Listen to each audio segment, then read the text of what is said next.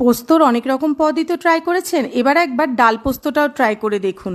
গরম ভাতের সাথে এই ডাল পোস্তর কিন্তু দারুণভাবে জমে যায়। এখানে আমি মুগ ডাল নিয়েছি, মুগ ডালটা আমি শুকনো কড়াইতে ভেজে নিচ্ছি।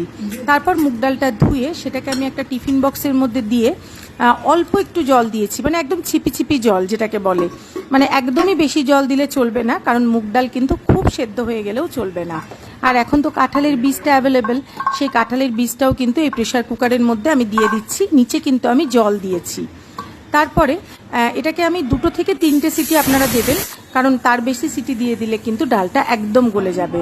এখানে মুগ ডাল সেদ্ধ হয়ে গিয়েছে, আর ওইদিকে আমি পোস্ত কাঁচা লঙ্কা দিয়ে বেটে রেখেছি। মুগ ডালটা এমনভাবে আমি সেদ্ধ করব যাতে একদম না গলে যায়, আবার একটুখানি যেন কাঁচা ভাবও না থাকে, মানে মোটামুটি দানা দানা থাকে। তারপর কড়াইতে সর্ষের তেল দিয়ে এখানে আমি দিয়ে দিলাম কালো জিরে, আর দিয়ে দিচ্ছি কোচানো একটা পেঁয়াজ। তারপর সেটা ভালো করে ভেজে নেব। তারপর পেঁয়াজটা বেশ ভাজা ভাজা হয়ে এলে যে সেদ্ধ করে রাখা কাঁঠালের বীজটা ছিল সেটা এর মধ্যে দিয়ে দিচ্ছি। তারপর সেটাও ভালো করে ভাজা ভাজা হয়ে এলে যে মুগ ডালটা আমি করে রেখেছিলাম সেদ্ধ, সেটা এর মধ্যে অ্যাড করছি।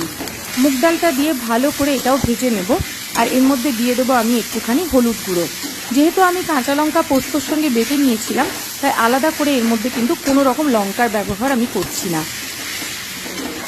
বেশ ভাজা ভাজা হয়ে এলে এর মধ্যে দিয়ে দিচ্ছি হলুদ গুঁড়ো, আর তারপর এর মধ্যে বেটে রাখা পোস্তটা অ্যাড করছি।